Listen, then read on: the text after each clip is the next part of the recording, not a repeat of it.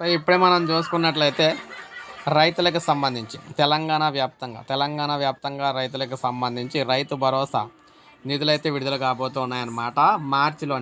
మార్చి నెలలోనే ఈ రైతులకు సంబంధించి రైతు భరోసా పథకం ద్వారా రాష్ట్ర ప్రభుత్వం 12,000 రూపాయలు అయితే విడుదల చేయడానికి సిద్ధంగా అయితే ఉందని చెప్తూ ఉన్నారు.